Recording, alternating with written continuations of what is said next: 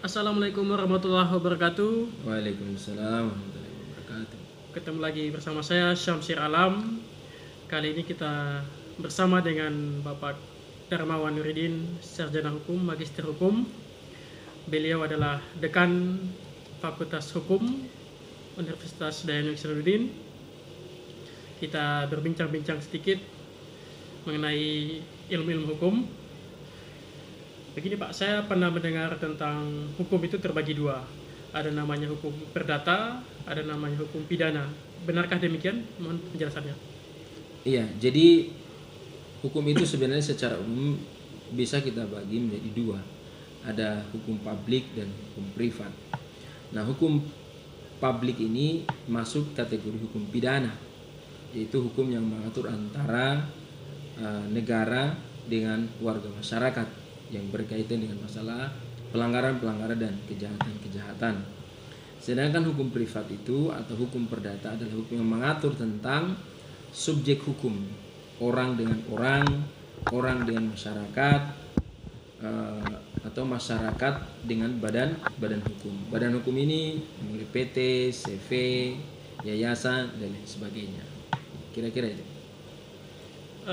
Mungkin bisa sedikit penjelasan sebagai edukasi juga ke masyarakat tentang ilmu hukum perdata dan pidana. Contohnya seperti apa? Ya, kalau hukum pidana itu materi-materinya misalkan masuk atau hal-hal yang dibahas masalah pelanggaran dan kejahatan, ya diatur dalam Kitab Undang-Undang Hukum Pidana. Di dalamnya itu mengatur tentang kejahatan dan pelanggaran. Kalau kejahatan itu ada penganiayaan, pembunuhan, pemerkosaan, korupsi dan lain sebagainya. Ya, pelanggaran ada masalah pelanggaran kesusilaan, ya, ketertiban umum dan lain sebagainya.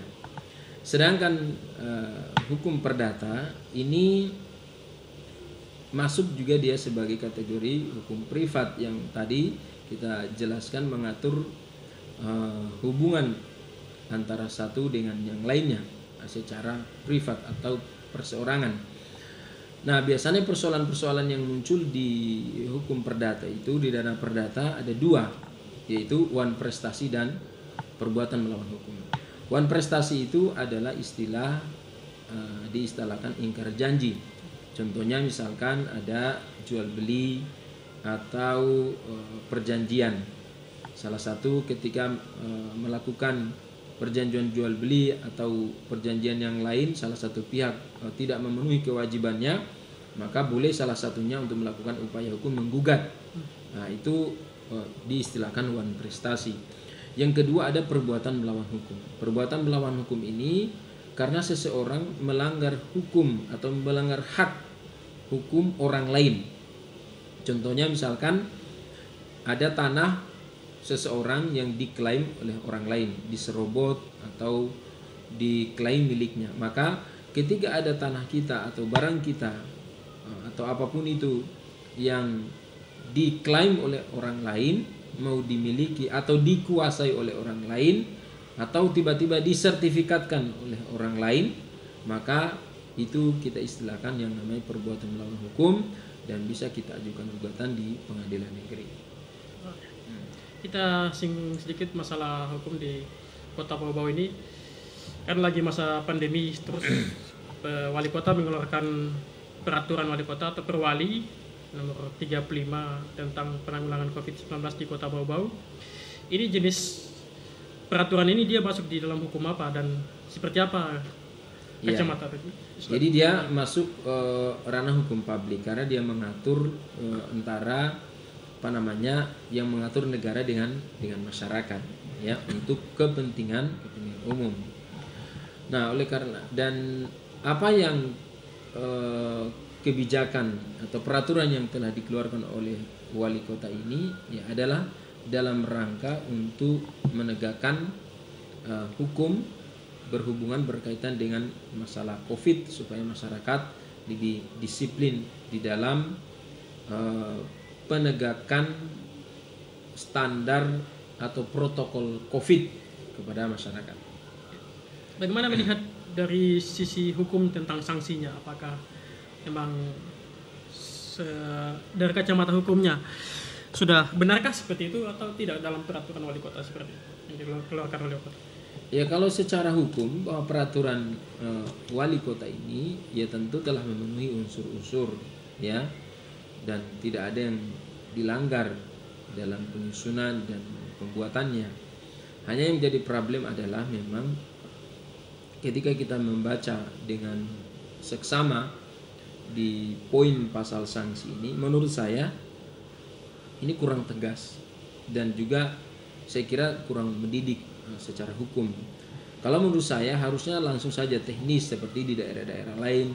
Misalkan siapa yang tidak mengindahkan atau yang melanggar ketentuan-ketentuan, maka dia dikenakan sanksi. Sanksinya itu langsung saja sanksi misalkan denda sebesar misalkan 50.000 atau 100.000, siapapun itu, setiap dia melanggar dikenakan. Supaya apa? Ada efek jerahnya.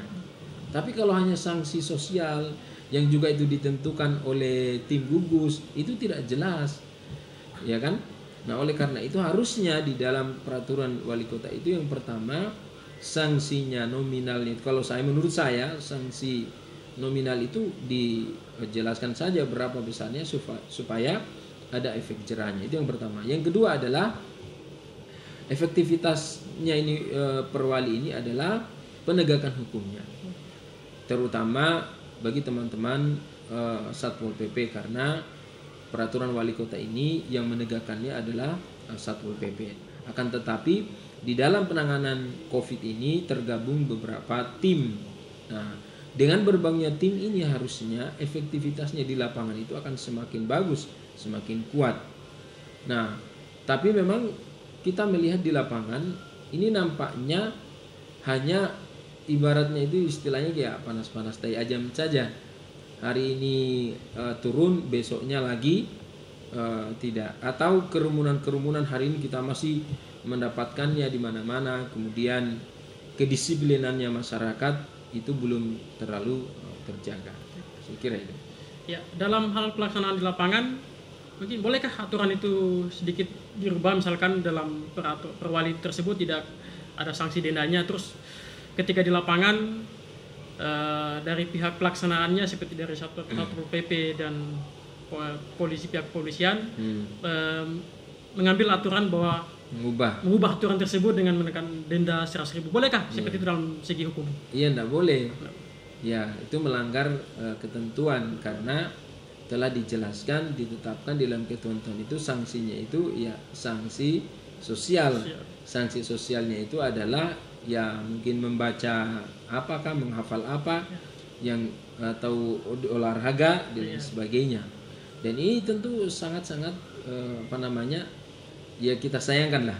Harusnya kan ada efek jerah yang harusnya ditetapkan di dalam peraturan ini atau sanksi supaya ada efek jerah di lapangan. Karena kalau kita melihat seperti ini sanksinya, sanksi sosial yang kemudian hanya diserahkan lagi pada tim gugus, sanksi sosial apa yang diberikan, maka kita melihat di beberapa daerah itu akan berlalu saja. Ya. Jadi solusi apa yang ditawarkan? Apalagi sebagai dekan dan ahli hukum, solusi apa yang ditawarkan sebagai untuk kemajuan tentang peraturan tersebut? Iya, apakah dirubah atau seperti apa? Yang pertama menurut saya memang yang pertama dirubah ini perwali tegaskan sanksinya. Kalau menurut saya itu denda aja, dendanya itu uang 50 atau 100.000 supaya ada efek jerahnya. Itu yang pertama. Yang kedua adalah penegakan hukumnya. Penegak hukum siapa? Ya para penegak hukum. Penegak mulai dari Satpol PP, tim gabungan, TNI, Polri harus benar-benar tegas menegakkan peraturan ini tanpa pandang bulu, dengan sekaligus untuk melakukan edukasi yang produktif ya di masyarakat. Nah, kalau seandainya ini bisa maksimal dilaksanakan, insya Allah saya kira ini bisa berjalan dengan baik. Mungkin terakhir harapannya kepada masyarakat dan pihak penegak hukum ke depannya seperti apa dengan aturan ini? Ya, harapan kami yang pertama sama tadi ya, mudah-mudahan ini tim gabungan di lapangan melakukan edukasi secara terus-menerus dengan penegakan hukum yang tegas tentunya ya, tidak pandang bulu. Karena salah satu kelemahan kita memang hukum kita selama ini sudah bagus, hukum kita, peraturan kita mulai dari atas sampai ke bawah itu sudah bagus, tapi ketika dia turun ke lapangan itu menjadi problem. Dan ini persoalan integritas sebenarnya. Nah, oleh karena harapan kita para penegak hukum ini, seluruh tim gabungan untuk benar-benar tegas tanpa pandang bulu. Yang kedua tentu bagi masyarakat, mari bersama-sama kita mengedukasi diri kita, mengingatkan diri kita dan keluarga kita untuk benar-benar kita waspada, menerapkan betul-betul protokol kesehatan sesuai yang telah ditentukan oleh pemerintah. Dengan demikian istilahnya itu menjaga diri untuk menjaga orang lain juga. Kalau kita tidak menjaga diri berarti kita akan menyebarkan virus kepada orang lain. Bisa terakhir disapa-sapa para penonton yang luar biasa, waktunya sudah berapa, kurang lebih 2 bulan Pak ya baru bisa ketemu. Iya. Waktunya terima kasih mungkin ya, baik. Pak ya, bisa disapa Pak. Terima kasih atas waktunya Pak Dekan. Mungkin mohon maaf bila ada salah kata. Sampai jumpa di video berikutnya. Wassalamualaikum warahmatullahi wabarakatuh. Waalaikumsalam warahmatullahi wabarakatuh.